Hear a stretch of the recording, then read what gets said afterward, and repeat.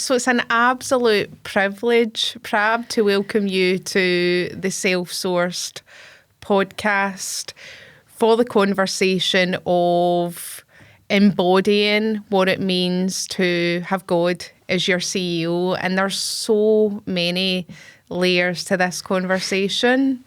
So for those of you, to introduce Prab Kaur is a member of our Self-Sourced community. This podcast is to showcase her story, and the amazing work that she does.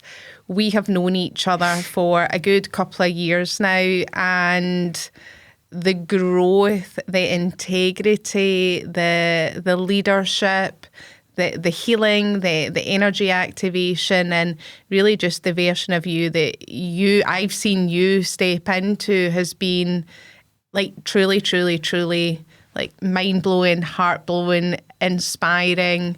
The work that you do, how you show up for yourself, for others, truly is, it's unique, absolutely unique. And that's something that I want people to know about you. I want people to know that the depth of integrity that you move with, all whilst being an absolute powerhouse CEO in business, like all whilst being like one of the most educated people that I know, all whilst being a disruptor in your field. You have the leading edge in regenerative aesthetics and healthcare, combining all of your holistic experience, aesthetics experience with the medical background.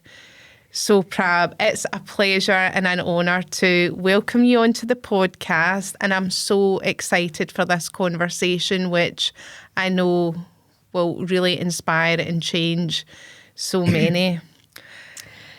Thank you so much for that amazing introduction. Thank you. The honour's all mine. Thank you so much for having me here. Yeah, and it doesn't even touch it. Believe me, when you know the heart of this woman, it's very, very special. So, Prab, let's get to the juicy stuff.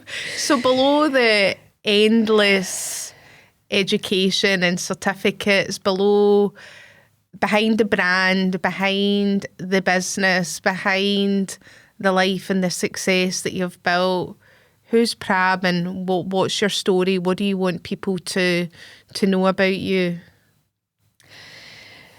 Oh, behind all of that, really, I'm just me. Mm-hmm.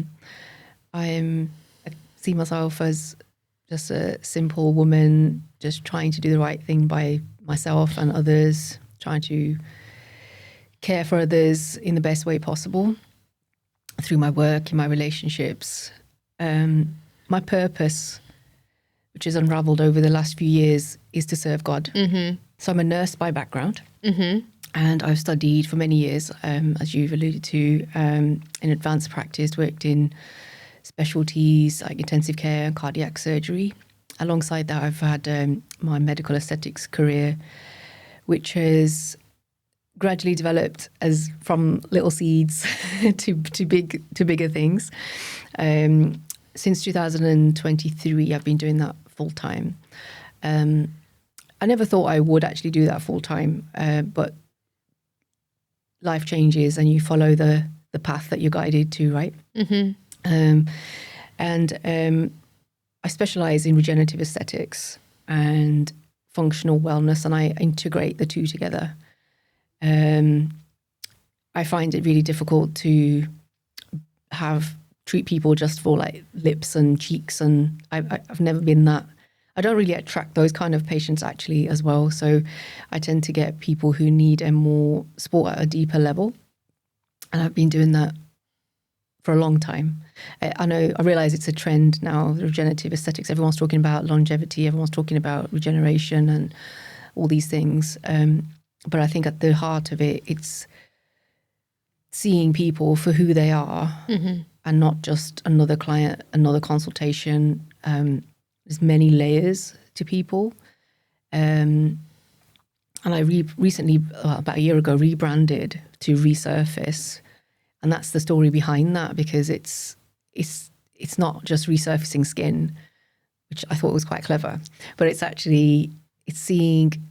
recognizing all the layers that make people who they are, and watching them unravel and grow. That really lights me up. And that's what I do. And if you ask me what I do, that's what I do. And I get so much joy from seeing people walk in with, oh, I've got dull skin, but actually they're leaving with so much confidence and a bit more sort of, education, empowerment, and that kind of responsibility also to not only care for themselves, but also pass that on to people that are watching them, and I think that creates a ripple effect of the work that we do, which is really important. I love that so much power in what you said there. And how do you feel your own journey with personal growth? Because you have grown a lot in the past couple of years. I feel like it's 20 years of growth in the past couple of years, and you embody a whole new version. And I'm sure in 6 months' time, we'll be looking back at this version thinking, there's been so much growth again. Mm-hmm. But how do you feel your journey in growth and peeling back the layers and amplifying yourself is reflected in the work that you do and how you desire and drive to help other women? Yeah, so just like literally keeping it real, because so I've always been high flyer, self-driven, motivated, ambitious, all of the things, see the backstory to every elevation seemed to be rooted in pain, like some sort of tragic event or something, and then it's like, got to step it up, got to do this, got to do that. I'd like to think it was not like an avoidance of sort of healing and things, but it's a responsibility as well, being who I am positioned in my family at that point. But the pivotal point, I guess, in my life, which brought me to my own attention, was my father passing. And leading up to that, the grief of that, before he passed and all of this, I didn't have the opportunity to realize how much of an impact it was having on my physical health. And so people always, I think, associate kind of grief with like your mental health. But mentally, I was absolutely on the line. I was never really stressed. I knew what I had to do. I managed the care. I managed everything. I managed the funeral alongside planning a wedding, alongside running the shows, all the shows, right? So mentally, I was really sharp, but I didn't realize how it was affecting me physically. And, as an intensive care specialist as well, in the middle of COVID, like that was a time for me to maybe take a seat back. But I was like, well, we've got a global pandemic. This is not the time that I can take rest now. We need to step it up again. Step it up again. And that continued for a few years, right? So, and in my health, and obviously I will be that person that reflects in a lot of women my age who, if you went to the GP or something, it will be put down to your hormones or, changes in your biology and things, and often dismissed, I believe. And I was like, as a medical professional, I'm very not easy to fob off in that sense, but it's like, no, actually my hormones are fine. My cycle's fine. This is actually fine. But, I'm feeling X, Y, Z. And so when it became too much, really heavy, and I think sometimes we don't get what we ask for, but we get what we need. Yes. And the epiphany after epiphany sort of happened when, so one of our esteemed colleagues, Rihanna Bell, I met her at a conference. I followed her, and I came all the way from Wolverhampton to a little branding event that she'd hosted, and she went through branding, and we talked, and she was like, "Prab, what are you doing?" what are you doing? And I was like, what do you mean? And I felt like she saw something in me that was like, you're here for branding, you're here for this, you're kind of rummaging around for growth that you already have, but what's really going on? And so I cried all the way home from that event. But I actually met, again, one of our friends, Rachel, and I fell into intuitive psychology coaching. I went through her program. I met you. I went through your programs, and I realized that how much I was impacted by not only losing my father, not only losing members of my family who are still alive, actually, but like just carrying everything. Yeah. Pushing it down because I've got to do this, I've got to do this, I've got to do this. And it was that. And releasing that, or releasing some of it. I feel like sometimes you feel, I'm broken, or like I'm not healed, and I believe that actually that's never you have to get off that merry-go-round as well, and you have to also take the aligned action to build your life and build your dreams and build, if you still got ambition, to move with that, because you haven't got the opportunity to sit and just heal or just work. So you have to have a balance, right? So this kind of balance and of healing and self-leadership and just really fighting for myself at some level to say, no, this, I need this, I need to do this, I need to find a way. Because if I don't show up for myself, then I'm not actually showing up for others how I need to, how I want to. It manifests in all our relationships and what we do, and like from our teachings, from your teachings, I can see how it shows up in business as well sometimes. And so I believe that we all have this internal responsibility for our healing, managing our stress, managing our health. And when I was really on my knees, I really couldn't find a safe place to unravel.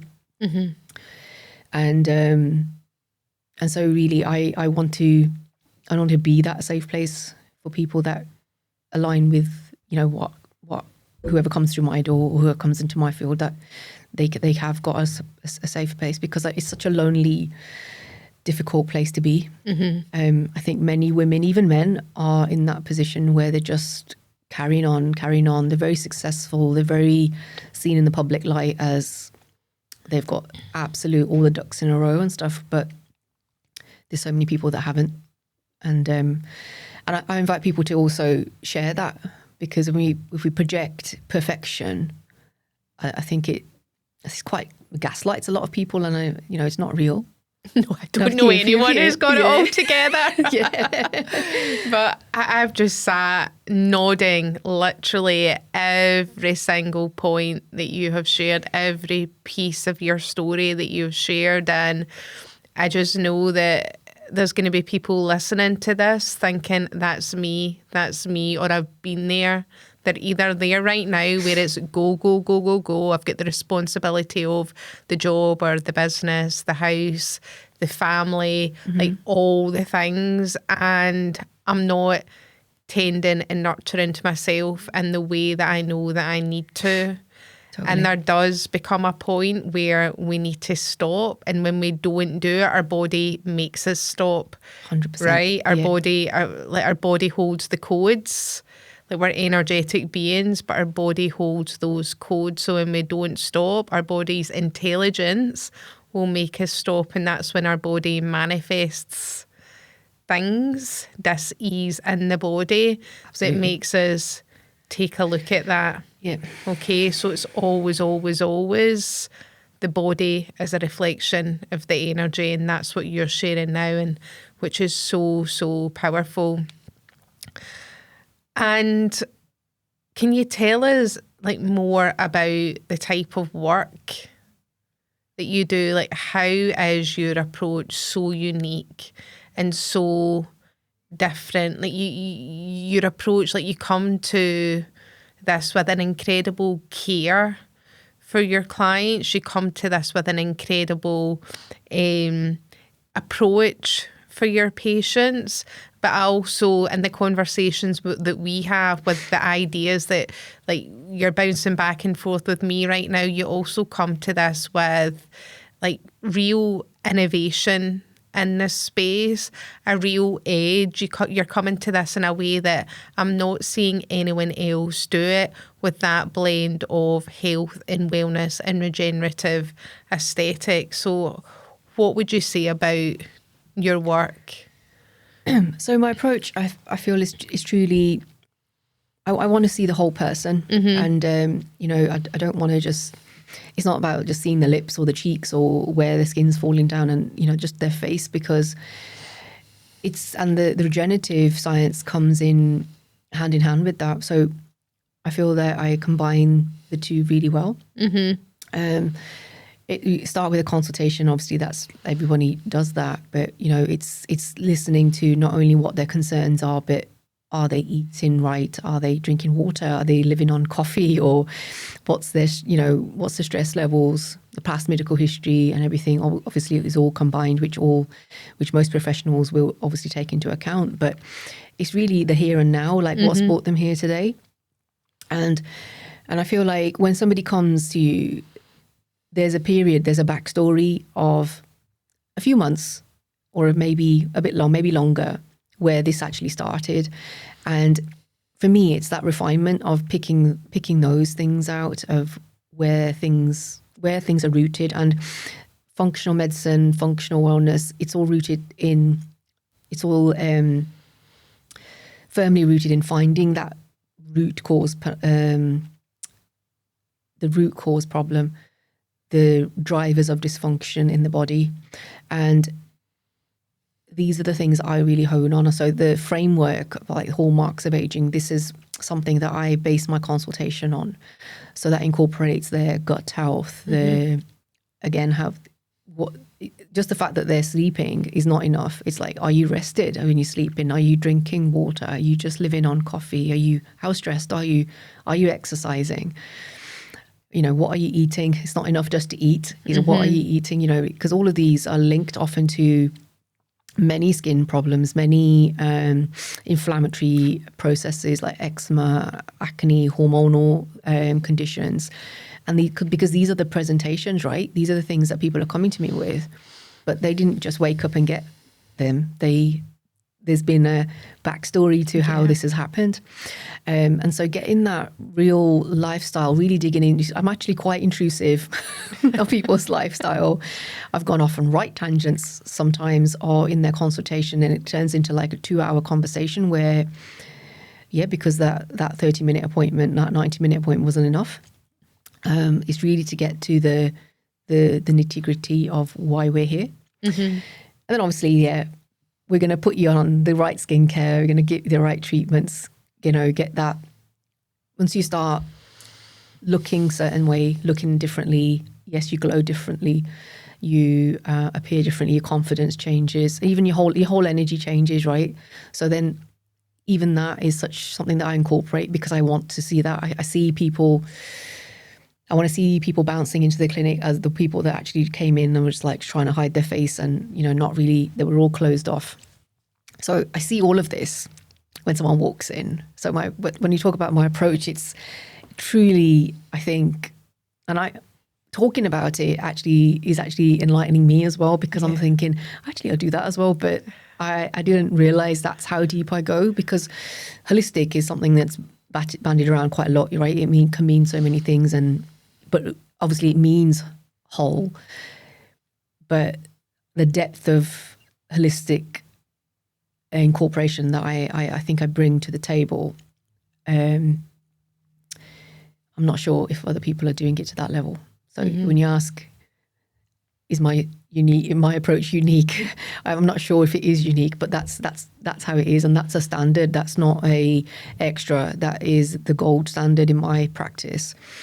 That everyone gets seen as a whole. Their spirituality, their energy, their not their mental health in the capacity of I'm not be giving them therapy, right? I'm not giving them therapy. I'm not saying I'm a mental health expert or anything like that. But it's just recognizing it and then being able to give them the right tools to manage it, or making the referrals, And again, just getting to that root cause of why they're here with their acne, or why they're here now with their severe gut issues. And I think the aesthetics professionals in this country are definitely really well positioned to provide that sort of additional layer of service to their patients, because I think the medical service, the National Health Service, should I say, it's so overstretched.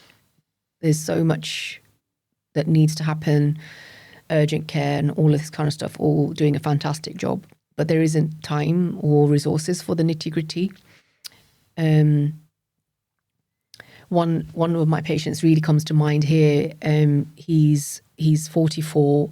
He's had so many long-standing gut-related ailments and issues. This guy has had a camera wherever you can put a camera and wherever you cannot put a camera. You know, every test, took me 2 hours to go through his medical records and stuff. But nobody ever asked him if he was suffering with anxiety or suffering with stress.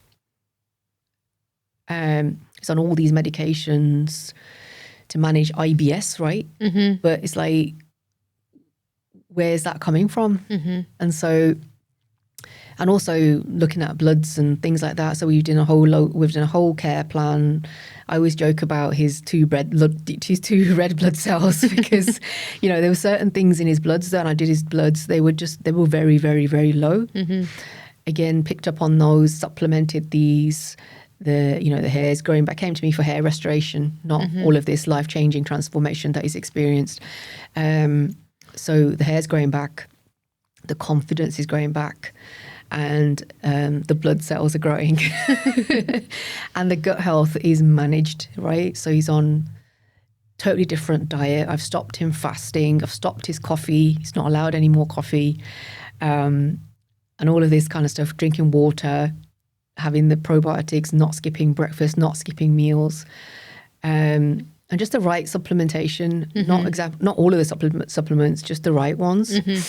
Up to the point where this guy was taking the wrong magnesium, for example, because people follow these kind of trends and look on TikTok and all this and influence, there's no medical it's so unregulated, isn't right? it? It's just like, we'll have the magnesium, we'll have all this because everyone's doing it, right? But there's certain ones that can make your tummy up, more reactive. They're not all for sleep. There's different types, and just switching things, and just obviously all of that takes a lot of work and a lot of time, a lot of care to dig that deep into somebody's sort of background. But it's so worth it to see that transformation.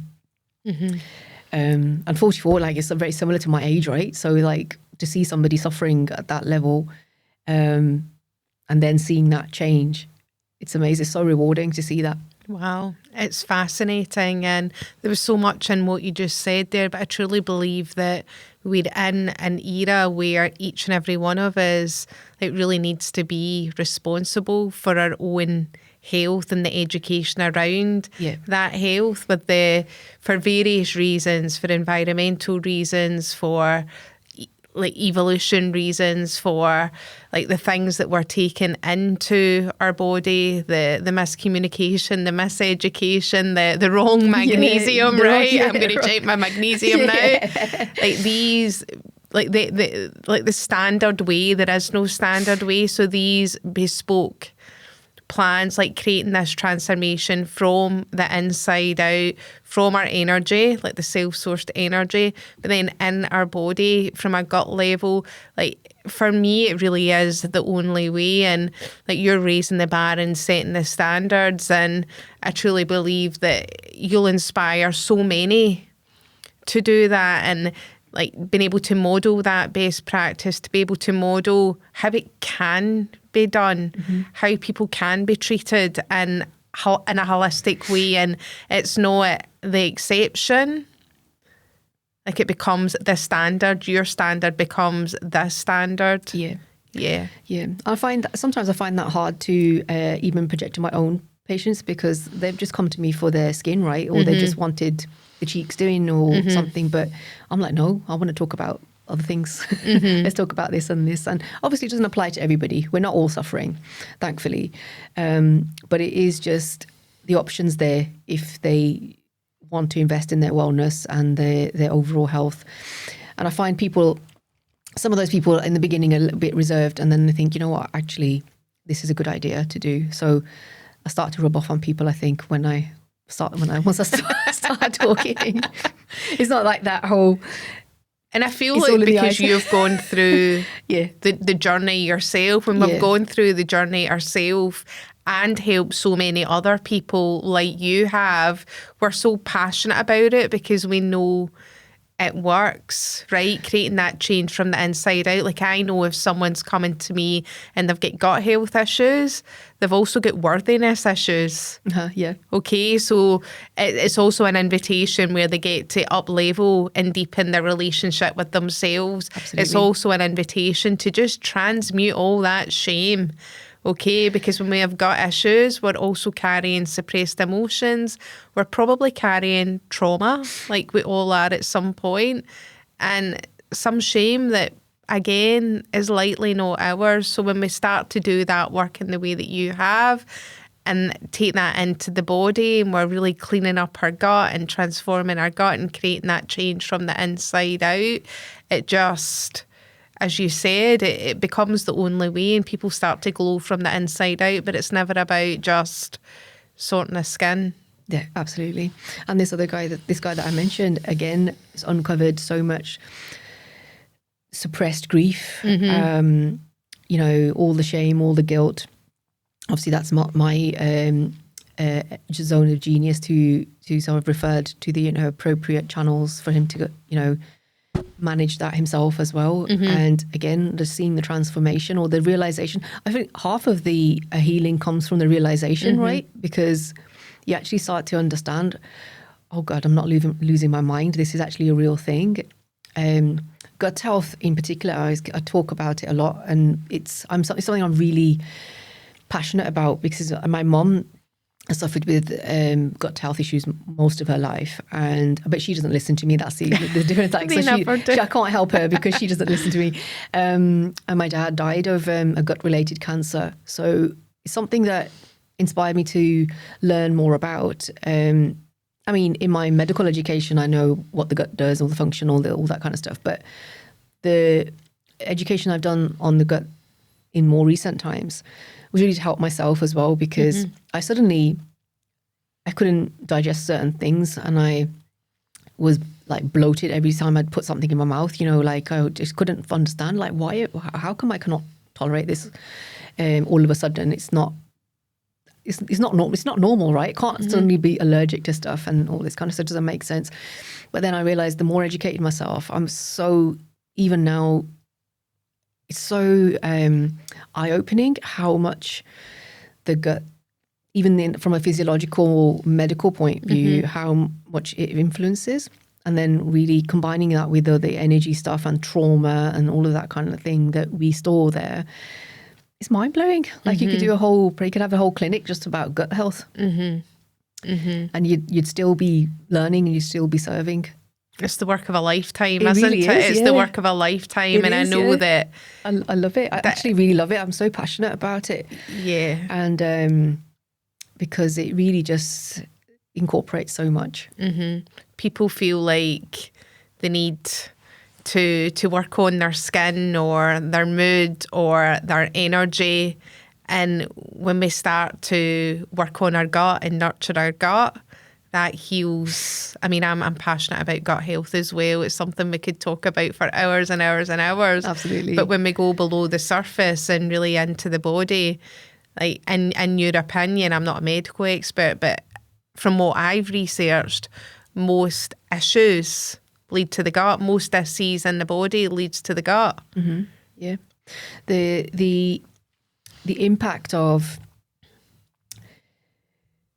stress in whatever capacity on the gut is so life-changing. It kind of just totally distorts all of the microbiome, the function, and if it's not functioning properly, if it's leaky, for example, toxins that are meant to be flushed out will actually stay in the body. They'll trigger other processes in the body then that are meant to be cleaning these up, and there's because the body's thinking, oh my god, I've got to deal with this now, and that releases. So the body's doing what it can to help itself, but actually you get to a point where you're creating that inflammation to such a high level. It's affecting your hormones, it's affecting your immunity, your responses to so many other different kind of normal things. Where you get if your gut health is chronically poor, you've got chronically elevated inflammation in the body. And there's a term, I don't know if you've heard of it, inflammation. It's a buzzword nowadays. Inflammaging. So inflammaging is something that's used to describe premature aging that's caused by chronic inflammation in the body. And in the spotlight, from the lens of just aging, yes, you can see it in the skin. The collagen's degrading faster, the skin's dull, the face is sagging more. It's suddenly happened, right? People come and say, I've suddenly aged, but it's not. It's like what I said previously, the backstory is all of that inflammation and stress and chronic sort of heightened response, and your body's just in survival mode for so long, it can't get out of it, right? So to regenerate itself, we need to bring the body back in alignment, bring your nervous system back into alignment so that it's in that rest state where it can repair the skin. Because in survival, the body doesn't care about the skin. It's not essential to life. Doesn't care how you look, because there's that perceived.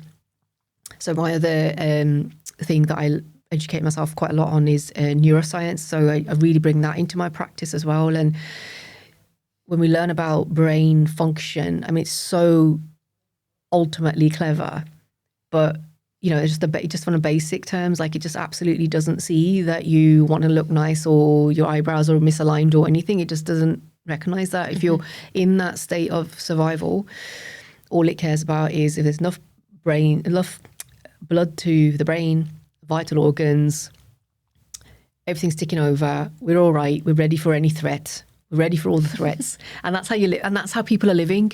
And that's how I lived for so long in that mode. And then, of course, like you're going to pile on the weight. Of course, your gut's not going to work properly. You're not going to digest your food properly. It's just so obvious when you learn about it. It's so obvious. But when it's happening to you, you just can't understand what's happening to your body. So yeah, it's been like you said, a work of a lifetime, just learning about all of this stuff, learning for myself. But then I was like, I can't keep this to myself. I need to bring this out. Yeah, this is something that needs to happen. This care needs to be available for other people as well. Absolutely. And I love how you're doing it. And what would you say to the woman listening to this who she's not in survival, but she knows she is moving too fast. She knows that she is too busy. She's running her business. She's busy at home, busy behind the scenes. She takes care of herself, but she knows that she's probably not getting enough sleep. She knows that her nutrition could be better. She knows that she could be drinking more water. She's maybe drinking a bit too much coffee. So it's not drastic, but the compound effect of just being that little bit neglectful.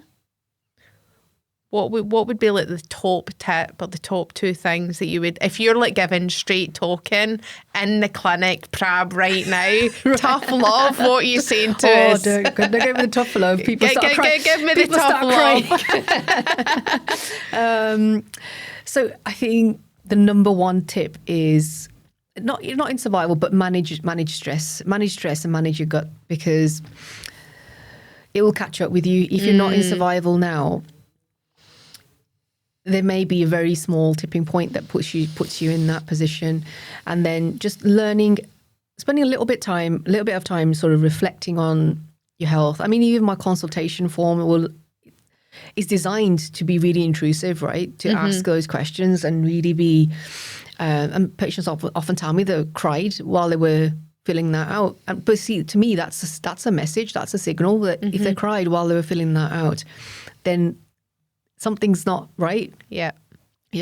So the number one tip is managing stress and also recognizing what normal things you're doing that are adding to that stress. For example, skipping meals, drinking all the coffee. I haven't got anything against coffee, by the way. I used to love it, to be honest. I keep saying it. It's only because I've got people in my mind right now who I can see them and I can feel them. And it's just like, if you're already stressed to the hilt, yes, in our society, yes, you wake up, the first thing you do is drink coffee, but that is not the thing to do for your body. Like, just even 10 minutes of deep breathing just resets your whole day, resets your system.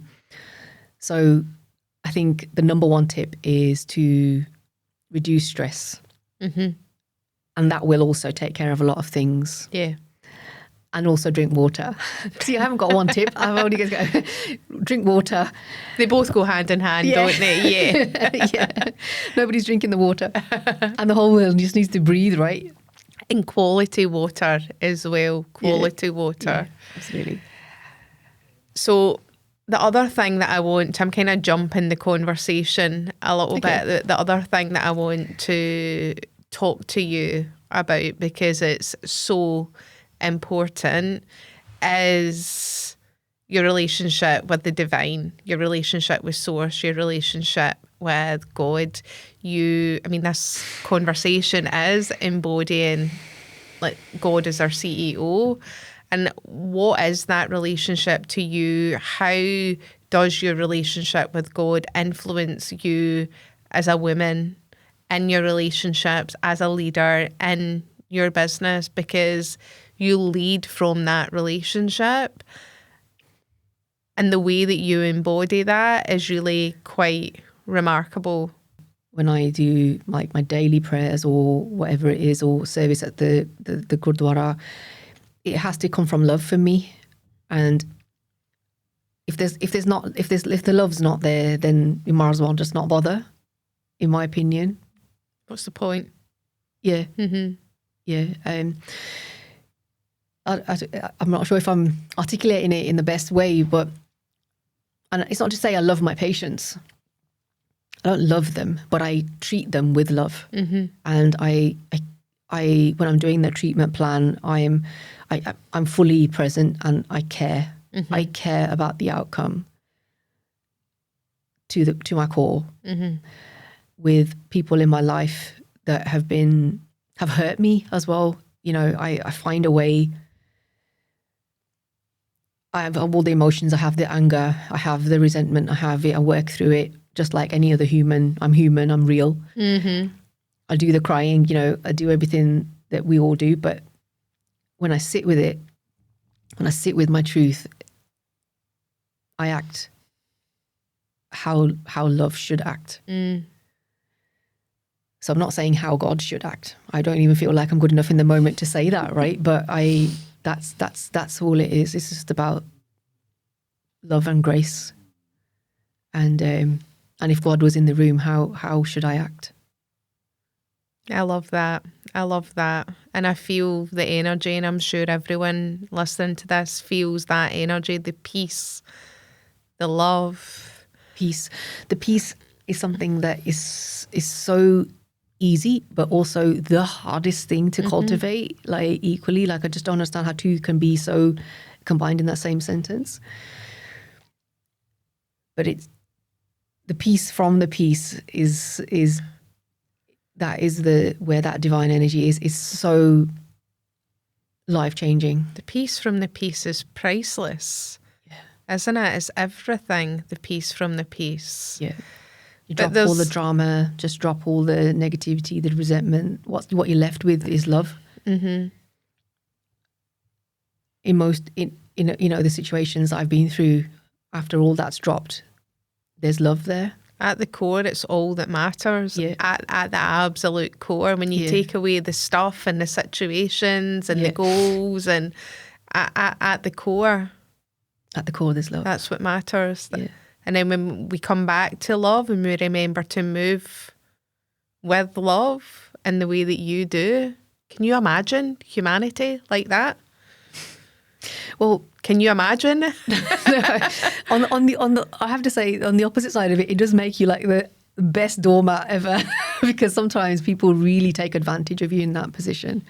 And holding the energy and holding that integrity and holding the love is so hard at sometimes, because you just feel there's times where if you always try to do the right thing or the loving thing, you feel disrespected, you feel all the anger, your ego wants to keep coming in and say, oh, what? Like, no, I'm not standing for that. I'm not doing that. So, but holding the energy takes a lot of energy. Yeah. It takes a lot of work. Yeah, it does. It does. I hear you. And it's really, it's about being tapped into that soul's truth, connected to God, to the universe, to the divine, whatever our relationship is, holding that, leading from that, and embodying it as the woman. And sometimes there's a boundary, sometimes there's standards, but yeah, it can be in difficult situations the hardest thing to do. Like, it can really feel like when your back's against the wall, when you're on your knees, 100%. like it's literally a Jesus walks moment. It's like, how?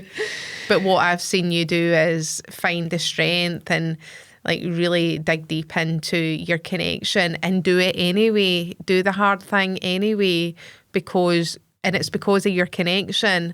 I don't believe that we can do it in a way that we do it without that connection, not in a way that is led by love, not in a way that's led by like feeling of being held and supported and trust and in surrender. That's through that connection, right? Yeah. And you do that again and again. 100%. Every cell in my body believes that I am protected and supported and held. Mm-hmm. But as a human, I struggle with surrendering sometimes. I struggle with, oh, I'm doing this. And, you know, it's so easy to get into that ego and victim state as well, isn't it? But it's just recognizing it and coming out of it, which all comes from embodiment and practice. And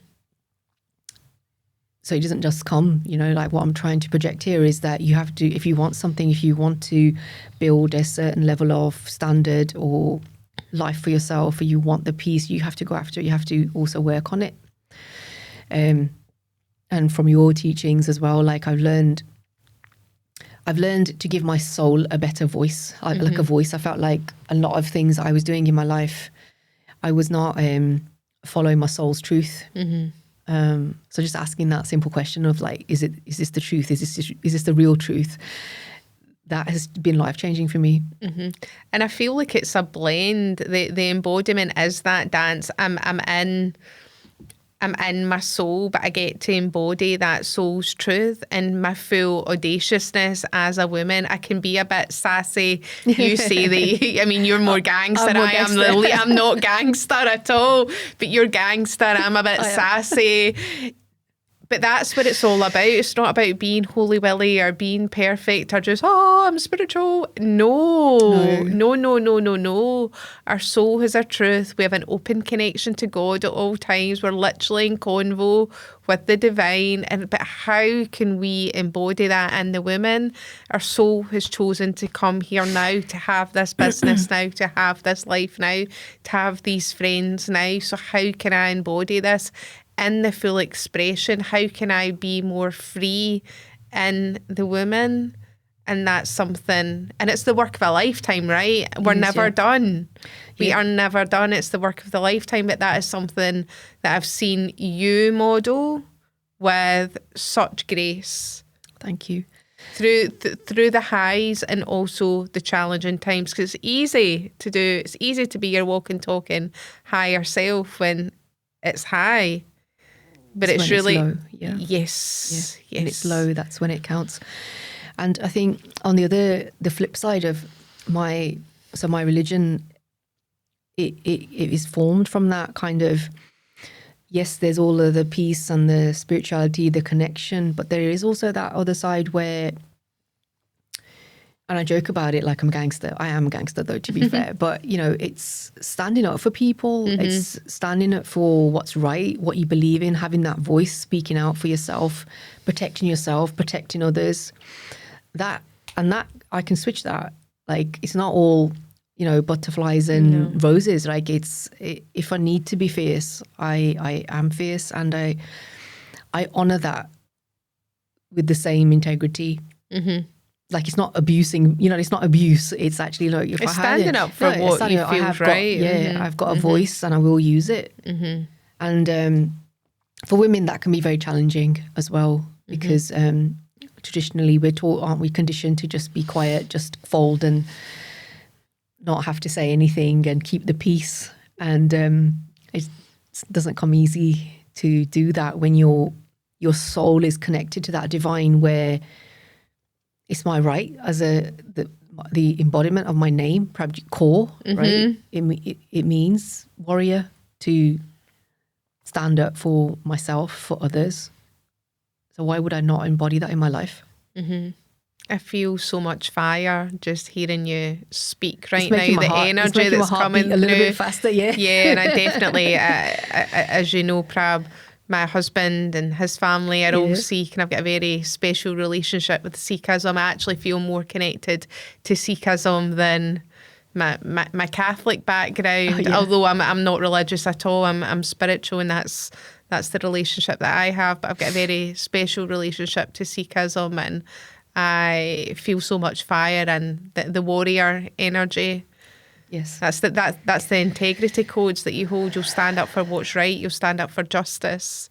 Yeah, that's something that I see. Yeah, and I encourage people to do that as well. Like because you get quite deep into conversation with patients sometimes, and although you don't want to put words in people's heads, and but coaching, you can't ignore it, right? If something's just there, like so, I find myself now coaching people at the same time as, well, maybe this is a different way of looking at it, or maybe this is a conversation that you maybe need to have, and I think all of that comes from that, just holding that whole energy of caring for yourself, protecting yourself and others, everyone in your care, and that bases that the whole alignment of how I run my life and how I run my business. It comes from there. And people feel it, your clients feel it, your community feels it, walking with you, alongside you in life. I feel it. We all feel that from you. It literally radiates because it's your core and you model it. And that's how you move in alignment to that, which is just... We need more of that in the world, so thank you. We don't need more branding and more marketing. No more branding or marketing. We need more of that, right? More of that core love embodied in a way that's unique to all of us, because we all embody it differently. So you talked a little bit there about the coaching and mentorship that you're doing now, because organically and as it's evolved, people come to you for that complete transformation from the inside out. And I know so many people listening to this podcast will be thinking, I want to speak to this woman. I want to talk to her about my skin, my gut, my health, my wellness. For anyone listening who wants to have a conversation with you, who wants to find out more about your services, who wants to connect with you, can you tell us about that? Can you tell us about the work that you do online? Can you tell us about how people can best reach out and connect? Absolutely.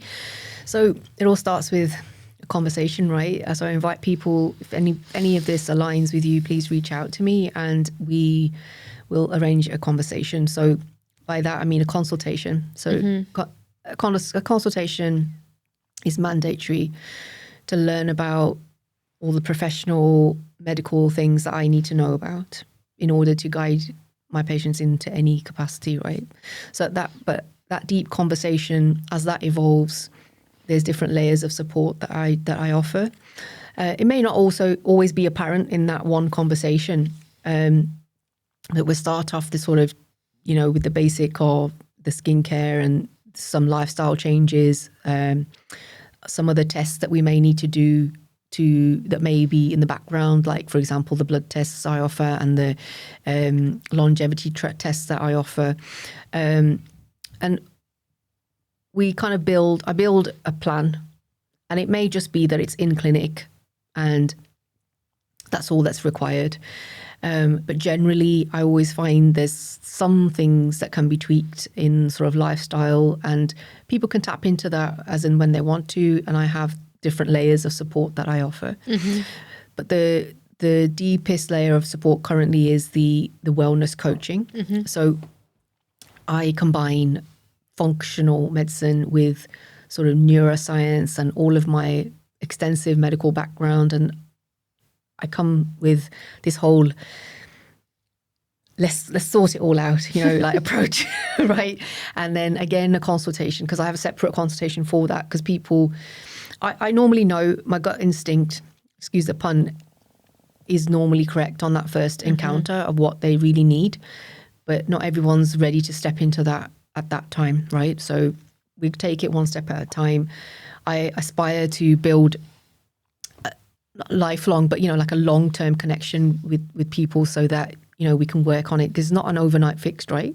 So many of the things they didn't happen overnight, so they can't be fixed overnight. So giving that impression that you see in the media and social media and stuff is false. Actually, it's bringing people in, making them feel safe, making them open up, telling me what their issues are, getting to the root of the problem, and then figuring out what level of support they need, whether it's just get you on the right skincare, put you on the right treatments, let's do some testing, see if you're deficient in anything.